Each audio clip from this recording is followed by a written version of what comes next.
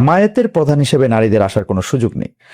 আমরা এটাকে ধরে নিয়েছি যে আপনি এটা মিন করছেন যে দেশের প্রধান হিসাবে আসলে নারীদের আসার সুযোগটা সীমিত। এখন একটা প্রশ্ন, এই প্রশ্নটা আসলে দুইটা পার্ট। একটা প্রশ্ন হচ্ছে বেগম জিয়ার নেতৃত্বে জামায়াত আসলে ক্যাবিনেটে ছিলেন, ক্যাবিনেটে ছিল ভালো মতো। আরেকটা প্রশ্ন হচ্ছে যে আমি করতে করতে দেখতেছিলাম যে ফাতেমা জিন্নাহ যখন 1964 সালে আইয়ুব খানের বিরুদ্ধে লড়ছিলেন, তখন আশরাফ আলী থানভীর নেতৃত্বে একাধিক আলেম এই মত পোষণ করছিলেন যেহেতু কোরআনে রানী বিলকিসের কথা আছে এবং তার মুসলমান হওয়ার পরও তার বাদশাহী যাওয়ার কথা নাই সেখানে পড়ে, আমিও যতটুকু বুঝছি উনার কথা, আমি যতটুকু বুঝছি যে আসলে মানে রাষ্ট্রপ্রধান বা সরকার প্রধান হওয়ার ক্ষেত্রে নারীদের বাধা নাই। দুইটা আসপেক্টে যদি আপনি বলেন, একটা পলিটিক্যাল আসপেক্ট, একটা থিওলজিক্যাল আসপেক্ট। বিলকিসের কথা বলি, সাবার রানী ছিলেন। জি, সেবার রানী, জি সাবার রানী ছিলেন। ওনাকে মূলত কল করেছিলেন সুলেমান, জি। তো উনি তার দরবারে আসলেন, আসার পরে রাজপ্রাসাদে দাওয়াত গ্রহণ করলেন, গেলেন। তারপরে তার মানে রানীগিরি ছিল না, এটার কোরআনে নাই, এই পর্যন্ত কিন্তু চ্যাপ্টারটা ক্লোজ, সূরা আমল, এবং এটার কোনো অথেন্টিক হিস্ট্রিও নাই আমাদের কাছে নাই যে কি হয়েছে না। রাইট। সুতরাং সেটাকে আমরা রেফারেন্স আকারে এখানে নিতে পারছি না। ওকে। আর তিনি ছিলেন মূলত অগ্নিপূজক। তো এটা তো বিশ্বে অনেক জায়গায় সেটা ছিল তখনকার আমলে, পরবর্তী যুগেও ছিল, যেমন এখনকারীরা তাদের অবস্থাটা ওই রকম দাচের একটা বিষয় ছিল। কিন্তু পরবর্তীতে তারা যখন তাদের অ্যানসেস্টর যারা ইসলাম কবুল করেছে, তারা তখন ওইটা থেকে বের হয়ে এসেছে। তো সেটাকে আমি রেফারেন্স হিসেবে নিতে রাজি না। এখন আর রিজালু কাওয়ামুনা আলান নিসা, কেন আল্লাহ সেটার ব্যাখ্যা দিয়েছে যে নারী জাতির বেশ কিছু দায়িত্ব পুরুষকে পালন করতে হয়, কিন্তু পুরুষের কোনো দায়িত্ব নারীকে পালন করতে হয় না। ওকে। নারী যদি কোনো ব্যবসা করে, স্বামী পুরুষ লোকটি এখানে কোনো হক দাবি করতে পারে, কিন্তু পুরুষের যে অ্যাসেট আছে সেখানে নারীর অংশ আল্লাহ তাআলা নির্ধারিত করে দিয়েছেন। কেন? যে তাদের এই দায়িত্বটা তোমাকে নিতে হবে। আমি কোন দৃষ্টি থেকে বলেছি? আমি বলেছি কোরআন যেটা বলেছে সেটা, আমার কোনো কথা না। এখন কোরআনের আইন তো মানব জাতির জন্য, শুধু মুসলমানদের জন্য না, এবং শুধু মানব জাতির জন্য না, আল্লাহর অল ক্রিয়েশনের জন্য কোরআন। সারা সৃষ্টির মধ্যে সামঞ্জস্য এবং শৃঙ্খলা বিধানের এইটা হচ্ছে গাইডবুকটা হচ্ছে কোরআন। তো সেই কোরআন আল্লাহ তাআলার ভার্ডিক্ট। আমি তো আমার মত বলি নাই, আল্লাহ তাআলা যা বলেছেন আমি তাই বলেছি। এখন আপনি বলতে পারেন যে তাইলে কি নারীরা ওই জায়গায় আসতে পারবে না? হ্যাঁ, দেখেন রিয়েলিটি দেখেন। আপনি আমেরিকায় আছেন না? আমেরিকা স্বাধীন হওয়ার কত বছর হয়েছে? মানে 200 সামথিং বছর। জি। একজন নারী কেন? সেখানে কি যোগ্য নারী নাই? কিন্তু আবার ইংল্যান্ডে হয়েছে, আরো অন্যান্য জায়গায় হয়েছে, কিন্তু এখন আমেরিকাতে হয় নাই।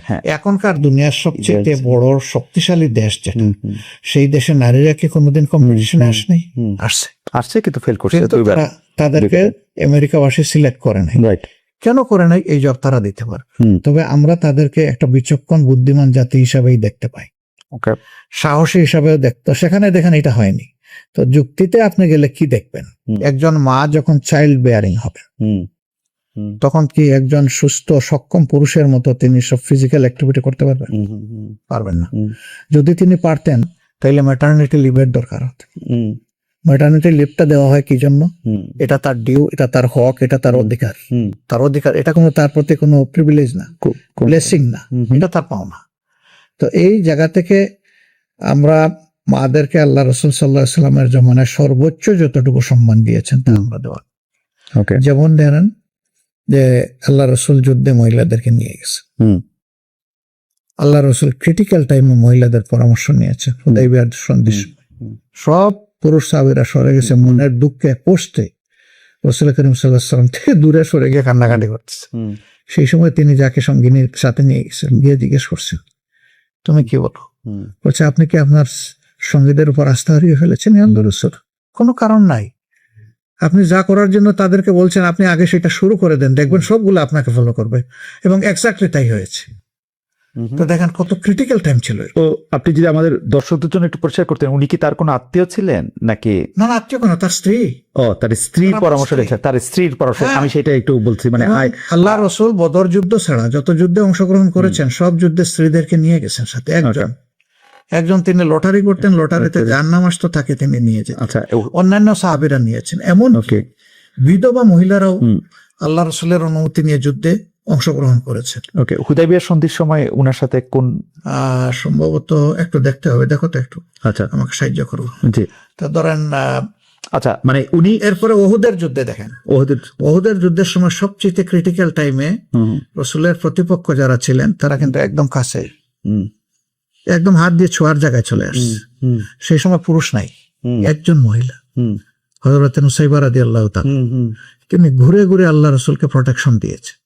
এবং যুদ্ধের পরে দেখা গেল তার দেহে 70টা ভারী জখম, রক্ত অজর তারাই জ্বরছিল, ক্ষীর ঝুল ছিল তার শরীরের মধ্যে। আল্লাহ রাসূল ভাঙ্গা দাঁত, 2টা দাঁত তার ভেঙে যায় আঘাতে, সেই সময় নিজের দাঁত দিয়ে ওই কামড় দিয়ে বের করে দিয়েছে। তারপরে তার শুশ্রূষা নিজে করেছেন, আলহামদুলিল্লাহ পরে তিনি সুস্থ হয়ে উঠেছে। তো মহিলারা এত ঝুঁকিপূর্ণ কাজে যেখানে দায়িত্ব পালন করেছে, তাহলে সমাজের সব জায়গায় তারা পারবেন না কেন? তো আল্লাহ তাআলা সীমারেখা যেটা আমাদের জন্য নির্ধারণ করে দিয়েছেন, পুরুষের জন্য কিছু সীমা আছে, মহিলাদের জন্য কিছু সীমা আছে। এটা মানলে কারো কোনো লস নাই, তবে হ্যাঁ, এটা কারো উপর চাপাইয়া দেওয়ার কোনো জিনিস না। ওকে, ফেয়ার এনাফ। আমার মনে হয় আপনি যদি এখন পলিটিক্যাল আসপেক্টটা বলতেন, 2001 থেকে 2006 পর্যন্ত আপনারা জোট সঙ্গী, মানে বেগম খালেদা জিয়া সে সময় প্রধানমন্ত্রী ছিলেন, তখন তাকে আমরা নেতা হিসেবে মানলাম কেন? হ্যাঁ, এই প্রশ্ন আসবে স্বাভাবিক। আমরা একটা জোটে ছিলাম, এই জোট যখন ফর্ম হয় তখনও বেগম খালেদা জিয়া ছিলেন বিএনপির চেয়ারপারসন, সিগনেটরি ছিলেন বেগম খালেদা জিয়া, অধ্যাপক গোলাম আজম সাহেব, হুসেন মোহাম্মদ এরশাদ এবং শায়খুল হাদিস আল্লামা আজিজুল হক সাহেব। এই 4 জন ছিলেন মানে প্রথমে সিগনেটরি। এটা দিয়ে একটা চার্টার তৈরি হয়, দলিল তৈরি হয়, এগ্রিমেন্ট। সেই এগ্রিমেন্টই ছিল যে আমরা আন্দোলন করবো একসাথে, নির্বাচন করবো একসাথে, বিজয় লাভ করলে সরকারও গঠন করবো একসাথে। তো সেই সরকারে আমরা মাত্র 2 জন লোককে মন্ত্রী হিসেবে পেয়েছিলাম। আমাদের তৎকালীন আমির জনাব মতিউর রহমান নিজামী, মৌলানা মতিউর রহমান নিজামী সাহেব এবং আলী হাসান হাসান মুজাহিদ সাহেব, আল্লাহ তাদের শহীদ হিসেবে কবুল করুন, তারা 2 জন সেখানে অংশগ্রহণ করেছিলেন। নিজামী সাহেব 2.5 বছর ছিলেন প্রথমে এগ্রিকালচারে, এরপরের অংশটা 3.25 বছর ছিলেন তিনি ইন্ডাস্ট্রিতে, মিনিস্ট্রি অফ ইন্ডাস্ট্রি। তো আর মুজাহিদ সাহেব অলত্র ছিলেন সোশ্যাল ওয়েলফেয়ার। আমাদের এখানে করার কিছু ছিল না, আমরা পারতাম এই সরকারে অংশ না নিয়ে, কিন্তু আন্দোলন তো একসাথে করেছি। কেন আমরা আন্দোলন একসাথে করেছি? সবার জন্য একটা কমন প্রবলেম ছিল। তখনও শেখ হাসিনার সরকারটা কিন্তু এবার যে শেপ নিল সেই শেপে চলে গেছিল। তো ওইটা থেকে দেশকে বের করে আনার জন্য সবাই ঐক্যবদ্ধ হয়েছে। কজ কমন হওয়ার কারণে ডিভাইডেড শক্তি নিয়ে না করে আমরা ইউনাইটেড শক্তি নিয়ে কাজটা করেছি। আর যেহেতু এগ্রিমেন্টে ছিল যে একসাথে আমরা সরকার গঠন করব, সেই কারণে আমরা পার্টিসিপেট করেছি। এটা আমাদের সিদ্ধান্ত না, এটা তো তাদের দলের সিদ্ধান্ত। আর অবভিয়াসলি সাধারণত যে দলের নেতৃত্বে সরকার গঠন হয়, অন্য কোনো ব্যতিক্রম না ঘটলে সেই দলের প্রধানই কিন্তু প্রধানমন্ত্রী অথবা চিফ এক্সিকিউটিভ। এইটা মানার ক্ষেত্রে আপনাদের কি, মানে আমি থিওলজিক্যাল অ্যাসপেক্টটা জানতে চাচ্ছি, এটার জন্য কি আপনাদের কোনো ইজমা বা কিয়াস করার কোনো বিধান মানে অবশ্যই আছে, তখনকার নেতৃবৃন্দ নিশ্চয়ই তারা এগুলা বিবেচনায় নিয়েই করেছে।